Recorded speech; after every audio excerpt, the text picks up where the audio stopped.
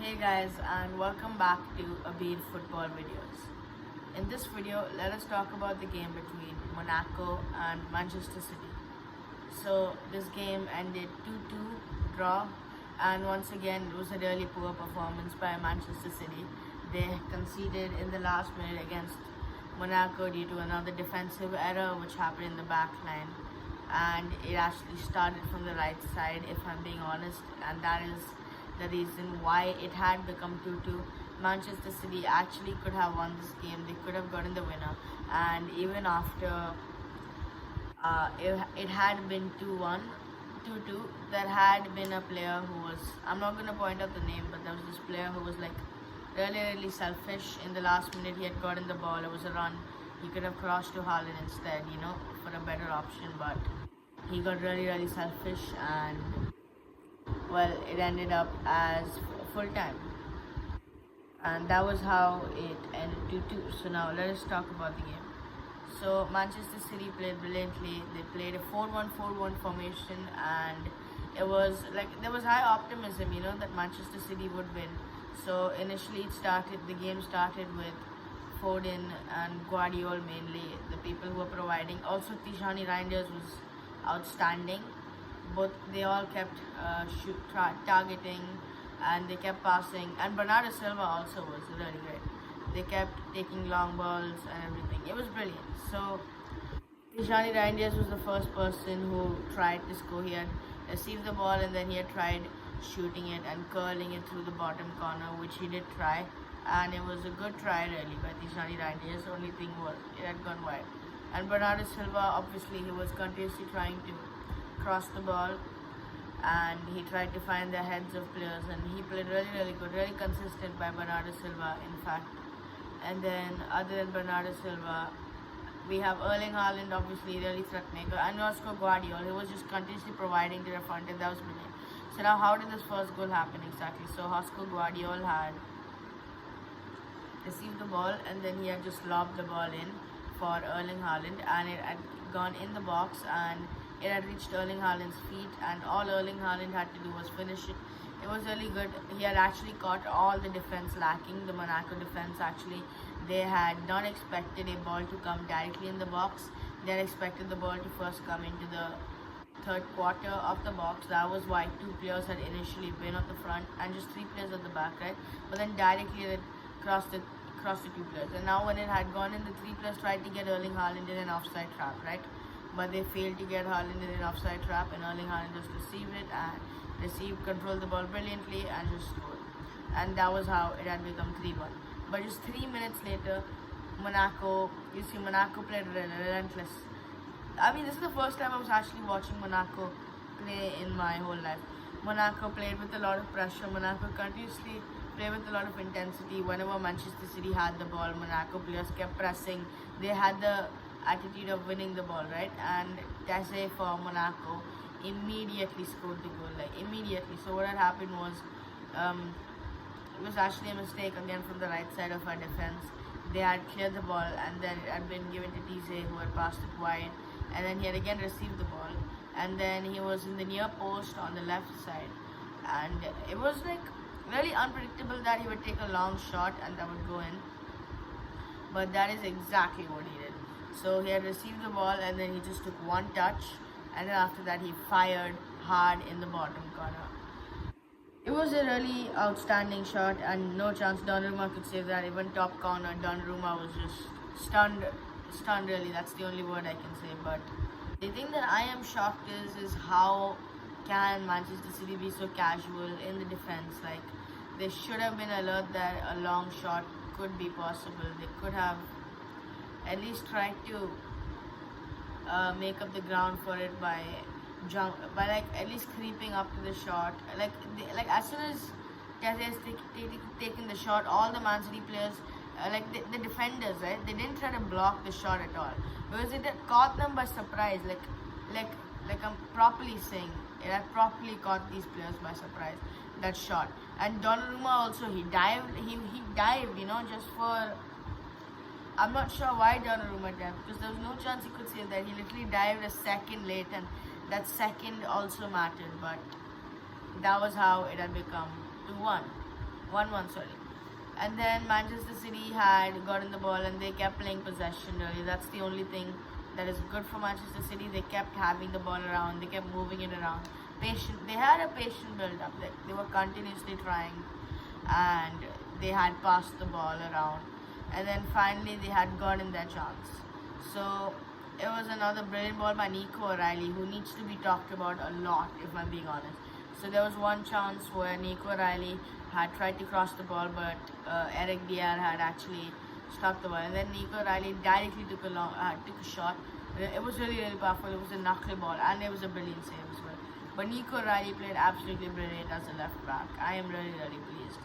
And then also Nico O'Reilly, and in the 45th minute when Manchester City needed a goal, right? Nico O'Reilly had dribbled in and he had just crossed the ball, and then it was a simple finish. It was a simple finish for Erling Haaland. He just headed the ball in. It was a good goal, and that was how it had become 2-1 for Manchester City. And now I was expecting 3-1, 4-1, you know. It was a good goal by Erling Haaland. Actually, the keeper obviously stood no chance in saving that, because it was a close distance shot and it was also really slow and power the goal. But the way the ball bounced, it was really uneven, and the keeper no keeper actually I think has such a strong reaction time right now.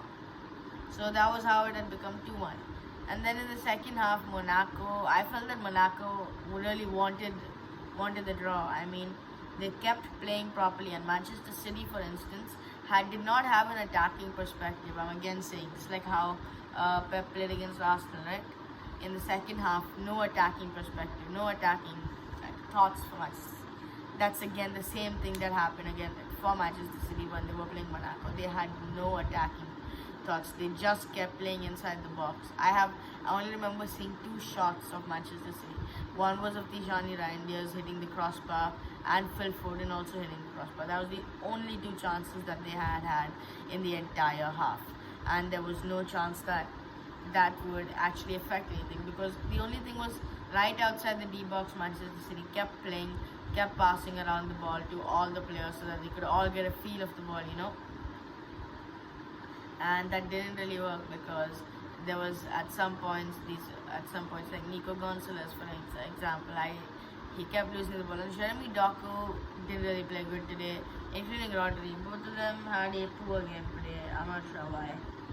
And Jeremy Doku did manage to, I just felt that the defense could stop Jeremy Doku this time. Like, he was not that unique.